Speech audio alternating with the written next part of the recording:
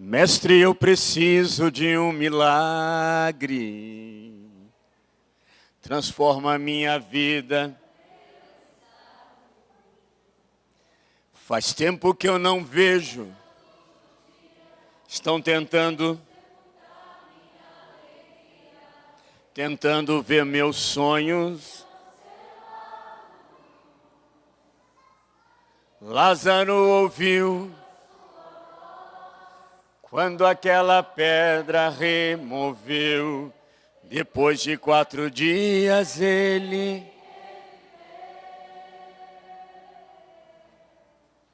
Mestre, não há outro que pode fazer.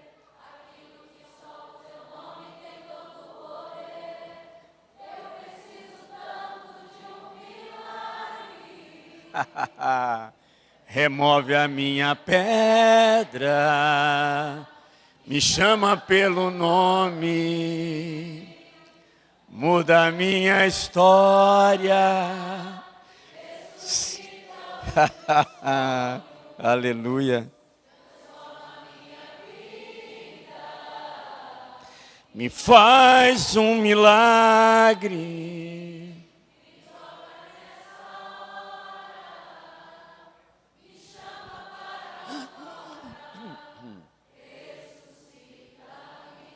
Aleluia. Glória a Deus.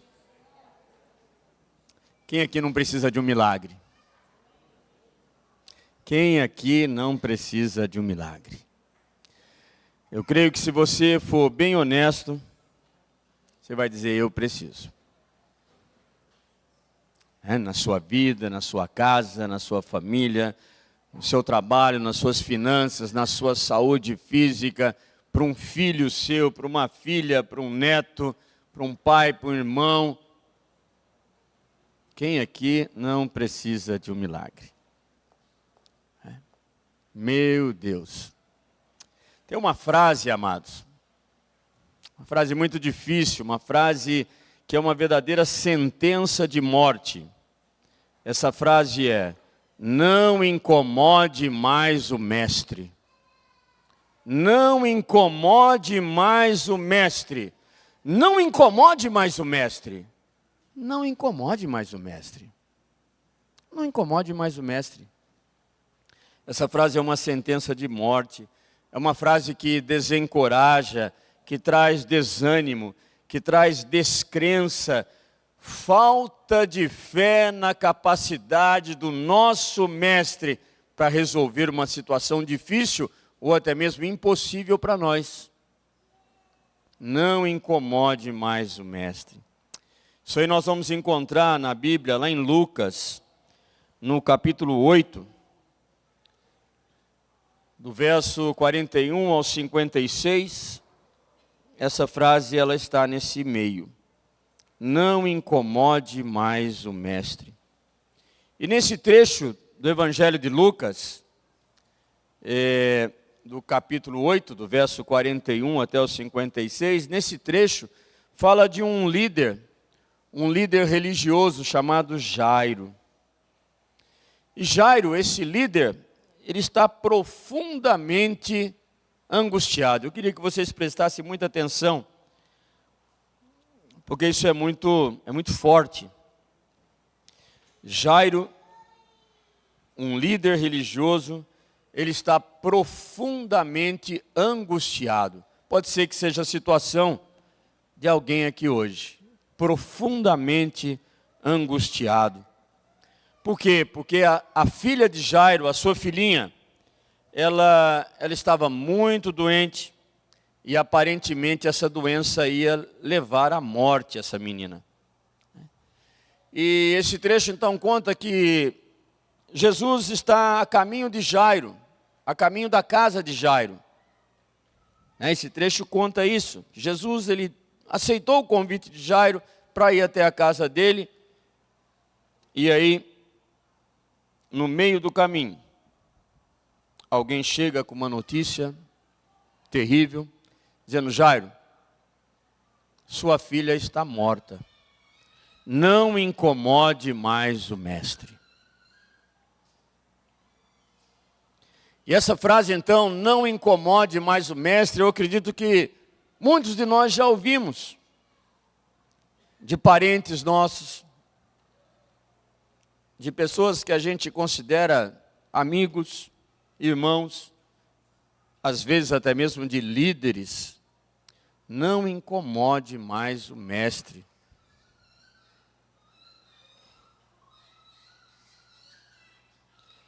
E essa frase, como eu falei, ela traz desânimo, descrença. E essas pessoas, que falam isso, elas não são usadas por Deus. Essa frase, ela não vem do Senhor. E naquela situação ali de Jairo, quando aquelas pessoas falaram para ele: Jairo, a sua filha está morta, não incomode mais o mestre. Sua filha morreu. Mas, no entanto, nós vamos ler também que Jesus, ele continua acreditando na possibilidade de realizar um milagre muito além do que a gente pode imaginar, muito além do que aquelas pessoas podiam imaginar. E esse episódio que nós vamos ler em Lucas, mas ele está nos outros 3 evangelhos sinóticos. Ele está no evangelho de Mateus, ele está no evangelho de Marcos, e todos eles contam a mesma história. Então vamos lá. Lucas 8:41, eu vou ler na versão NVI. 8:41. Prestem muita atenção, porque pode ser algo que vai mudar a sua vida nessa noite. Mariette, presta muita atenção, viu, meu bem? Gabriel, presta muita atenção. Aurora, preste atenção. Fernando, aproveite isso. Peterson, Cris, eu poderia falar o nome de cada um aqui. Porque isso aí é para você e é para mim. Você vai ver o porquê. Amém? Então diz assim: então um homem chamado Jairo, dirigente da sinagoga, veio e prostrou-se aos pés de Jesus, implorando-lhe que fosse à sua casa. 42, porque a sua única filha, de cerca de 12 anos, estava à morte. E estando Jesus a caminho, a multidão o comprimia. Então esse homem chegou até Jesus, um dirigente da sinagoga, se atirou aos pés de Jesus, clamou a ele para que tivesse misericórdia da sua filha de 12 anos. E estando Jesus então a caminho, uma multidão o comprimia. Então agora, nesse momento aqui, uma interrupção, num atendimento a Jairo. Jairo foi até Jesus, você foi até Jesus e começou a conversar com ele, e de repente, alguma coisa interrompe, alguém interrompe. Puxa vida, mas que coisa, Jesus está indo para me atender, o que essa mulher está querendo, o que está acontecendo? Então vamos continuar lendo para ver o que aconteceu. Parou ali a conversa, parou ali o caminho de Jesus, indo até a casa de Jairo para ver se ele curava a filha dele ou não. E aí no 43 diz assim: estava ali certa mulher, que havia 12 anos, vinha sofrendo de uma hemorragia. Quem é mulher aqui, sabe que nos dias da menstruação não é nada fácil, mas são poucos dias. Imagine essa mulher, 12 anos, essa hemorragia não cessava. E essa mulher que interrompeu ali a ida de Jesus, e fazia 12 anos, exatamente a idade da filha de Jairo. E essa mulher, diz aqui o Lucas, que ela vinha sofrendo dessa hemorragia e ela gastara tudo o que ela tinha com médicos, mas ninguém pudera curá-la. Verso 44, ela chegou por detrás de Jesus, essa mulher. Tocou na borda de seu manto, tocou na barrinha do manto de Jesus e imediatamente cessou a hemorragia. 45, Jesus pergunta: quem tocou em mim? E como todos negassem, Pedro disse: mestre, a multidão se aglomera e te comprime. Mas Jesus disse: alguém tocou em mim, eu sei que de mim saiu poder. Aquela mulher foi curada. No verso 47 diz: então a mulher, vendo que não conseguiria passar despercebida, veio tremendo e prostrou-se aos seus pés, aos pés de Jesus. Talvez da mesma maneira que Jairo havia prostrado. E na presença de todo o povo, contou por que tinha tocado nele. Ela revelou a sua situação. E como fora instantaneamente curada. Então Jesus lhe disse: filha, a sua fé a curou. Vá em paz. Mas e daí? E Jairo? E agora? Então vamos continuar. Jairo e sua filhinha. E no verso 49, enquanto Jesus ainda estava falando, filha, sua fé te curou, vá em paz. Chegou alguém da casa de Jairo. Jairo acabara de ver um milagre extraordinário de Jesus, com um simples toque na veste dele. E chega alguém então da casa de Jairo, o dirigente da sinagoga. A Bíblia faz questão de dizer que a importância desse homem, o dirigente da sinagoga, e disse: alguém da casa de Lázaro, pode ser um primo, um tio, um irmão, um parente, um amigo, e disse: Jairo, sua filha morreu. Não incomode mais o mestre. Acabou.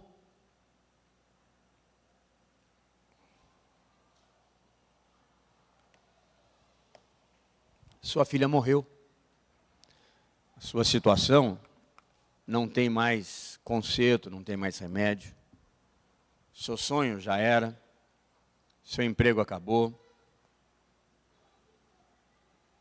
Seu filho já está perdido. Sua situação não tem mais solução. Sua filha morreu. Não incomode mais o mestre. Porque o mestre estava ao lado de Jairo, para ir até a casa dele.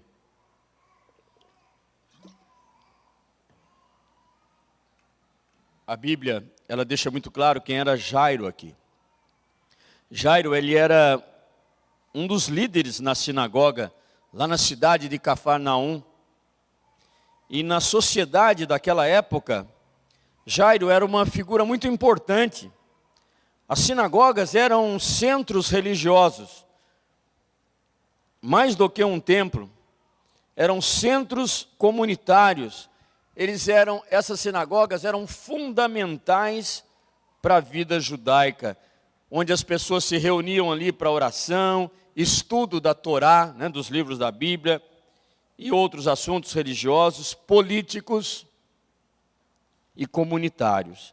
E como líder da sinagoga, Jairo, esse homem importante, ele exercia funções muito importantes, de acordo com o cargo que ele exercia. Ele era líder espiritual, ele que liderava as orações, os ensinamentos na sinagoga. Então, eu queria que vocês começassem a imaginar quem era aquele homem que se prostrou aos pés de Jesus, que pediu para Jesus ir até a casa dele curar a filha, e de repente Jesus diz que vai, mas uma mulher atrapalhou, uma mulher com fluxo de sangue, ela atrapalhou, ela foi curada, mas ela atrapalhou ali, e de repente chega alguém da casa dele e fala: Jairo, sua filha está morta, deixa para lá, vamos embora, não incomode mais o mestre.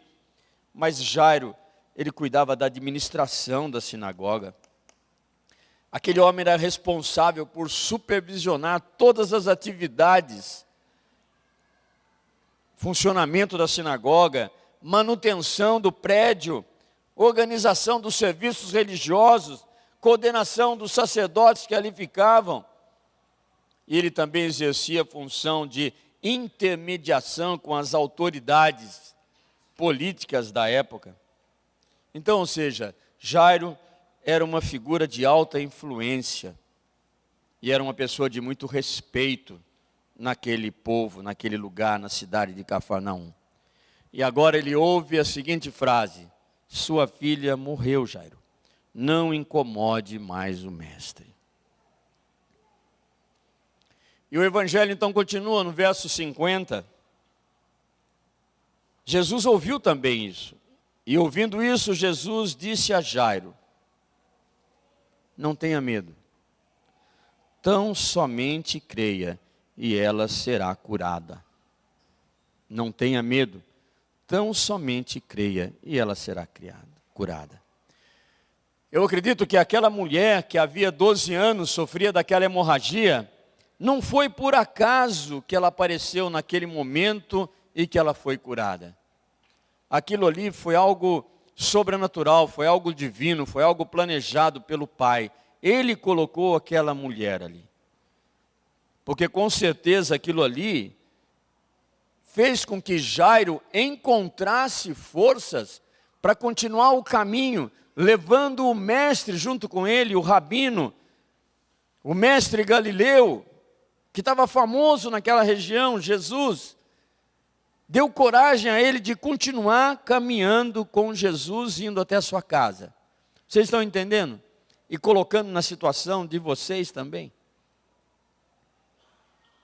E no verso 51 diz assim, que quando chegou à casa de Jairo, Jesus não deixou ninguém entrar com ele naquele quarto, exceto Pedro, João e Tiago, o pai e a mãe daquela criança. Verso 52, enquanto isso, todo o povo que estava lamentando e chorando pela morte da criança, todo o povo estava se lamentando e chorando por ela. Não chorem, disse Jesus. Ela não está morta, mas ela dorme. E todos começaram a rir dele, pois sabiam que ela estava morta. Agora voltando ali a Jairo. Ele está ali nessa cena também. Imagine aquele pai entrando e Jesus dizendo que ela não está morta e ele ainda não viu. E as pessoas rindo. Que situação horrorosa, que humilhação. Quantos de nós já passamos por tantas humilhações?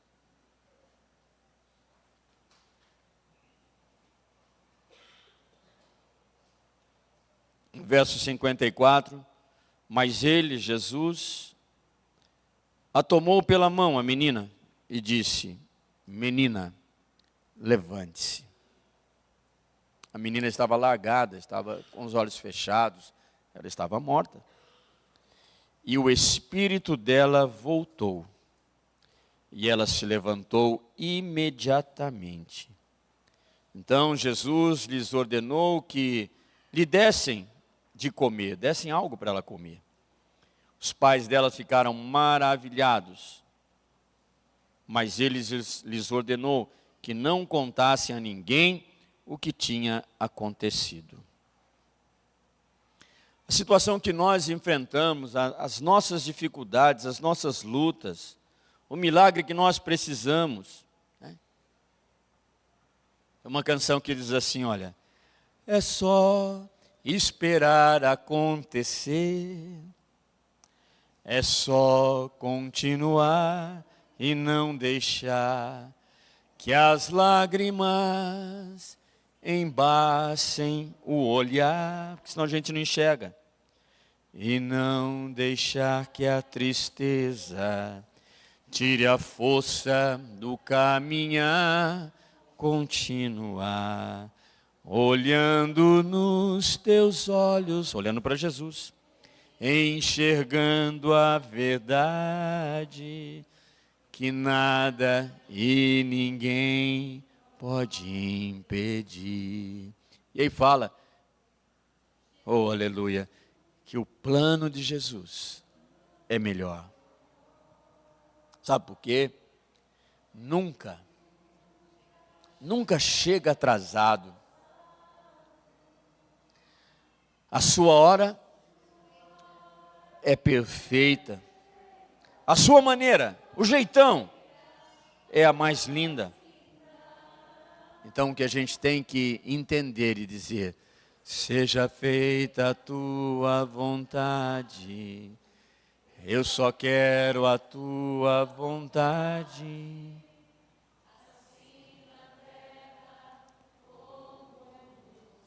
Não incomode mais o mestre. Não incomode mais o mestre. É o que as pessoas dizem muitas vezes para você, para mim. Aí Jesus vai e conta uma história, conta uma parábola. Está lá em Lucas 18, do verso 1 ao 8. Jesus conta que havia um juiz iníquo, ou seja, um juiz mau, um juiz corrupto naquela cidade.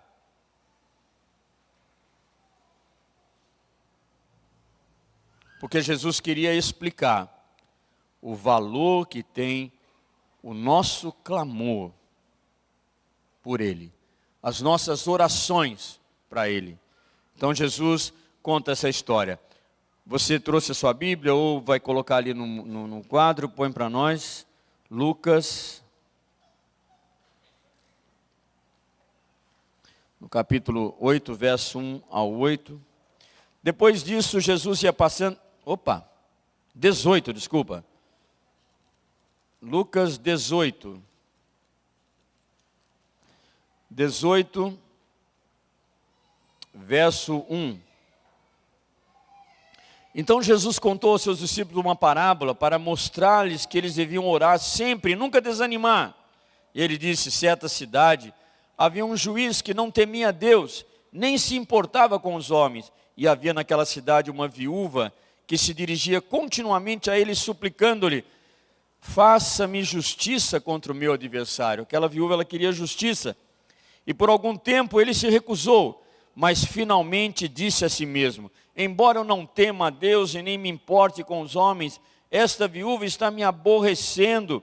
Vou fazer-lhe justiça para que ela não venha mais me importunar. E o Senhor Jesus continuou dizendo: ouçam o que diz o juiz injusto. Acaso Deus não fará justiça aos seus escolhidos que clamam a Ele dia e noite? Continuará fazendo-os esperar? Eu lhes digo, Ele, Deus, lhes fará justiça e depressa. É só até aqui. Então, naquela época, ser uma viúva já era algo terrível. Já era uma posição muito inferior na sociedade, uma viúva. E as mulheres já tinham muito poucos direitos.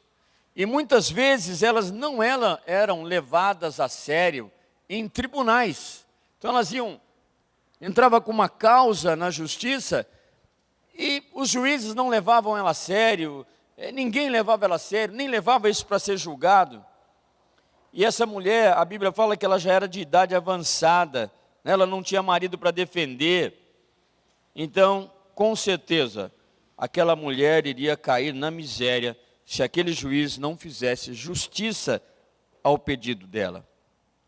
E a lei, né, de Deus é muito clara, para que os juízes façam justiça aos mais necessitados, incluindo aqui, no caso, a viúva. Né?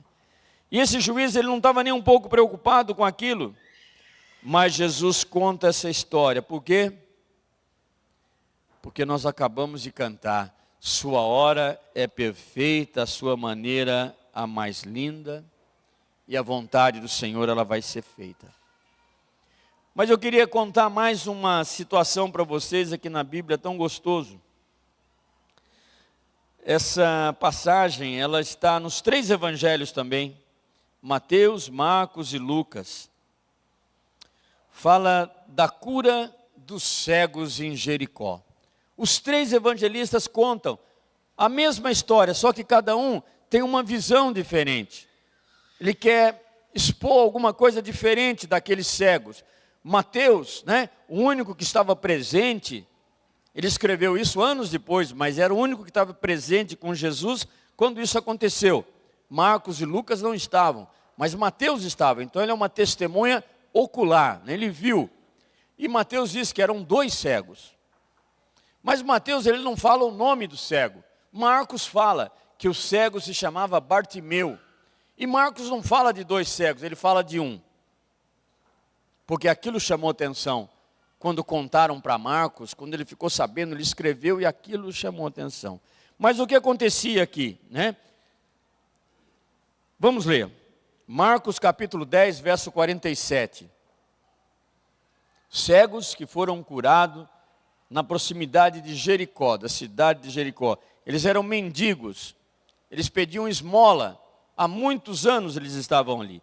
Verso 46 do capítulo 10 de Marcos diz assim: então chegaram a Jericó, quem? Né? Jesus e todo o seu grupo. Quando Jesus e seus discípulos, juntamente com uma grande multidão, estavam saindo da cidade, o filho de Timeu, Bartimeu, né, o nome que Marcos deu aqui para o cego, que era cego, estava sentado à beira do caminho pedindo esmolas. E quando ouviu que era Jesus de Nazaré, começou a gritar: Jesus, filho de Davi, tem compaixão de mim, tem misericórdia de mim. E ele gritava, ele não viu Jesus, mas ele ouviu a multidão. E ele sabia que era Jesus que estava ali. E ele gritava: Jesus, filho de Davi, tem misericórdia de mim. Jesus, filho de Davi, tem misericórdia de mim. Jesus, filho de Davi, tem misericórdia de mim. Jesus, filho de Davi, tem misericórdia de mim. E as pessoas começaram a ficar incomodadas com aquilo, com aquele grito dos cegos.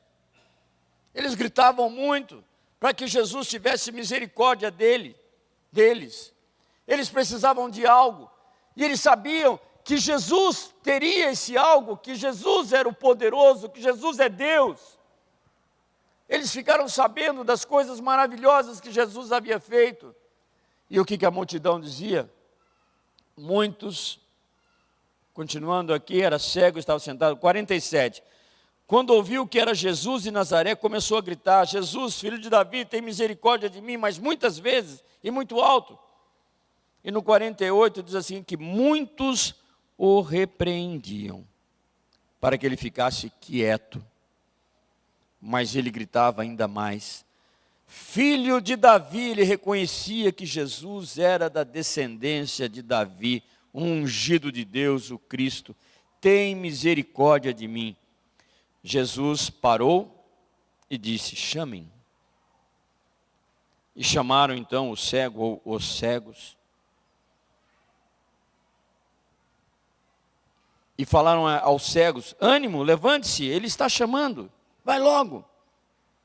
No verso 50, lançando a sua capa, eles usavam uma capa, lançando sua capa para o lado, de um salto, colocou-se de pé e dirigiu-se a Jesus. No verso 51, o que você quer que eu lhe faça? Perguntou Jesus. O que você quer que eu lhe faça? Jesus perguntou a ele. E o cego respondeu: mestre, eu quero ver. Verso 52, vá, disse Jesus, a sua fé o curou. E imediatamente ele ou eles recuperaram a visão e seguiam a Jesus pelo caminho. Então aqui no verso 47, né, quando ele ouviu que era Jesus de Nazaré, pertinho dele, imediatamente Bartimeu e o outro companheiro, eles começaram a gritar.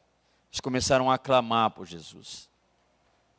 E a Bíblia fala, deixa muito claro, que as pessoas se incomodaram. Fica quieto, cale a boca, para com isso, não incomode o mestre. E ele continuou, gritava cada vez mais. Jesus ouviu o apelo daquele homem, ou daqueles homens, pediu que o chamassem. A mesma multidão que havia repreendido aqueles homens por importunação, agora eles tiveram que dizer: tem bom ânimo, levanta-te, ele te chama. E diante de Jesus, Bartimeu então e o seu companheiro ouviu a pergunta maravilhosa que o Senhor faz para você essa noite. O que você quer que eu lhe faça?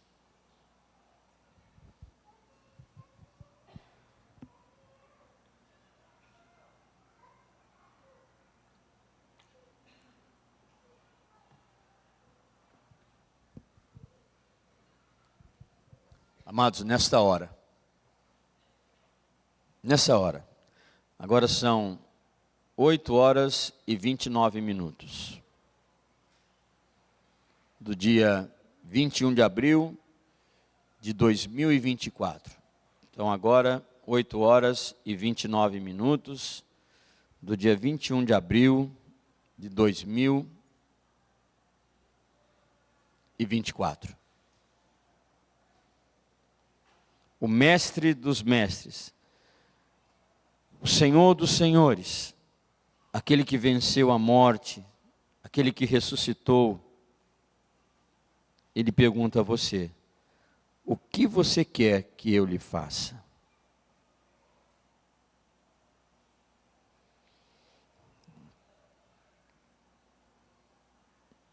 Aqui nessa parábola,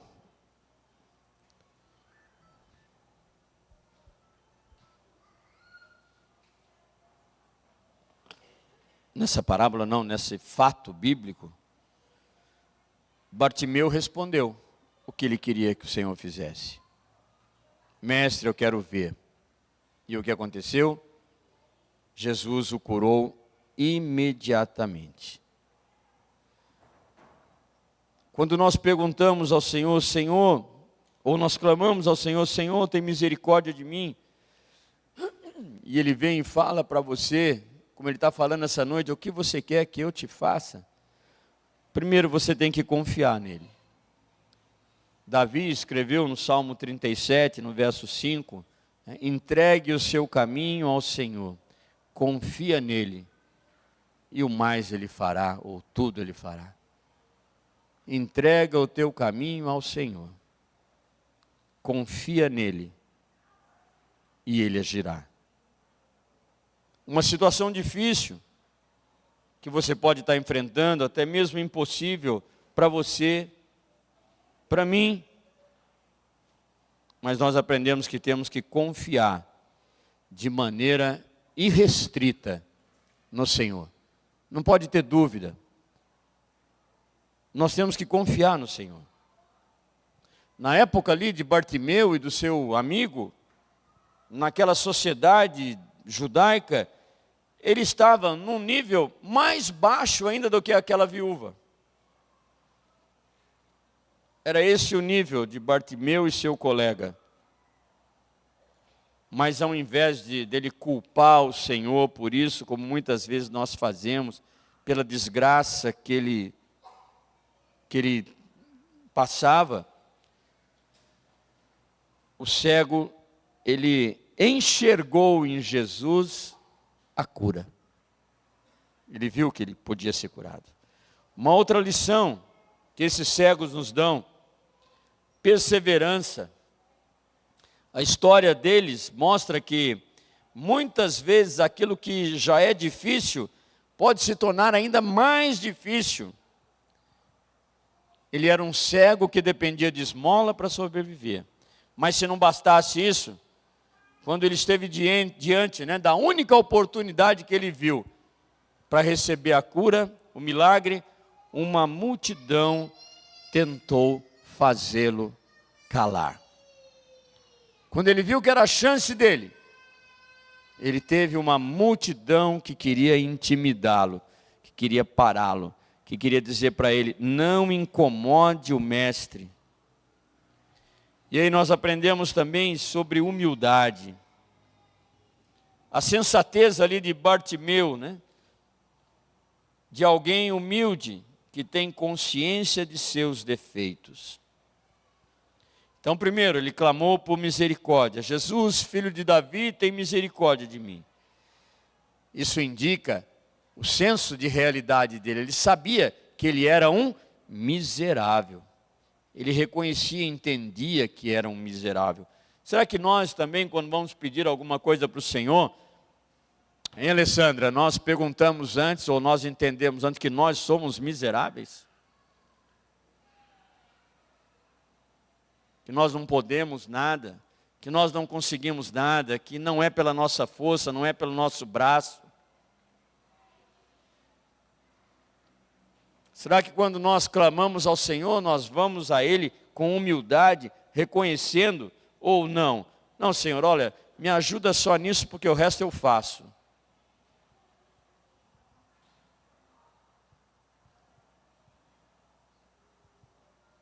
E quando Jesus perguntou o que ele queria, ele falou, ele revelou exatamente o que ele queria, ou seja, o necessário que ele precisava. E aí, continuando sobre não incomode mais o mestre, nós vamos ver a história de Marta, Maria e Lázaro. Lázaro também já estava morto, fazia 4 dias. Incomodar Jesus para quê? Lázaro já está morto. Não incomode mais o mestre. Aí eu queria que vocês analisassem isso nessa noite. O que essas pessoas que nós lemos, e tem muito mais exemplos, mas o que essas pessoas, elas tinham em comum?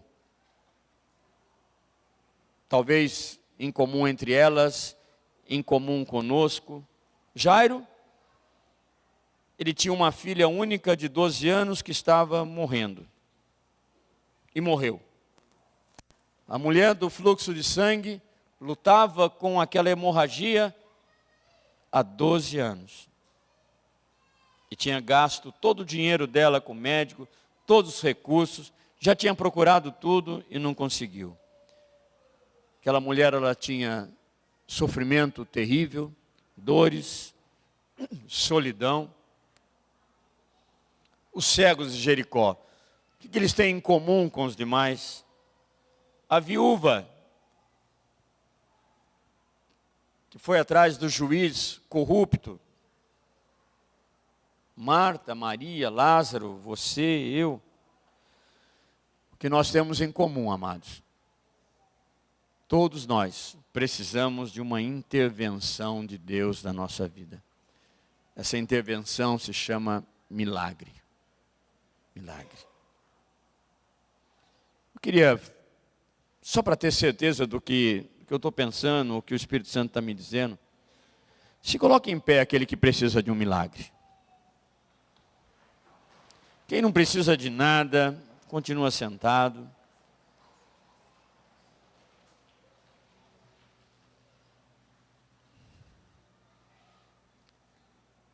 Olha, se eu estou enxergando bem, nós estamos falando em 99%, menos o Biel e o Otávio ficaram sentados. Se colocarem em pé agora. Então nós estamos falando em 100%. 100%. Então não é para a gente refletir, não é para a gente pensar. Como que eu tenho que clamar para Jesus? Se sentem novamente, por favor. Apaga um pouco as luzes, Otávio.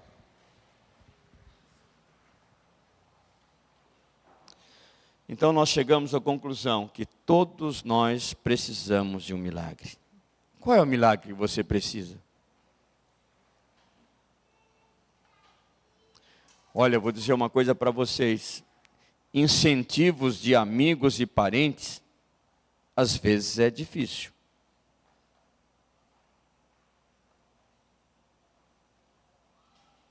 Mas todos nós temos que apelar para o único que pode fazer alguma coisa na nossa vida. Nós temos que apelar para Jesus. Jesus o Cristo. E aquela frase desanimadora, você precisa tirar da sua vida. Não incomode mais o mestre. Jesus ensina que é para incomodar sim. Que é para pedir, que é para clamar 1, 2, 3 vezes, mas eu já pedi, peça de novo. Não desista. Não desista. Peça de novo, peça mais uma vez, peça hoje, peça agora. Essa frase não incomode mais o mestre, ela não vem do Senhor, mas sim do maligno que quer nos desanimar. Se é impossível para nós, nada é impossível para Deus. Nada é impossível para Deus. Pode ser impossível para o homem, para nós, para a nossa ciência. E o que é que vem então do Senhor Jesus, se não vem essa frase? Jesus diz assim: peçam e lhes será dado. Busquem e encontrarão. Batam e a porta lhes será aberta. Mateus 7,7. Peçam e lhes será dado. Busquem e encontrarão. Batam e a porta lhes será aberta. E Jesus continua quando ele ensina isso: pois todo o que pede, recebe. Todo o que busca, encontra. E aquele que bate, a porta será aberta. Mais uma parábola que Jesus conta, que vai ilustrar essa nossa palavra dessa noite, que está em Lucas 11, versos 5 em diante. Então lhes disse Jesus: suponham que um de vocês tenha um amigo e que recorra a ele à meia-noite e diga: amigo, empreste-me três pães, porque um amigo meu chegou de viagem e não tenho nada para lhe oferecer. E o que estiver dentro daquela casa responda: não me incomode. É Jesus contando essa história. A porta já está fechada, a porta já está fechada. Isso fala alguma coisa para você nessa noite? A porta já está fechada. Morreu. Não dá mais, acabou. O juiz já assinou.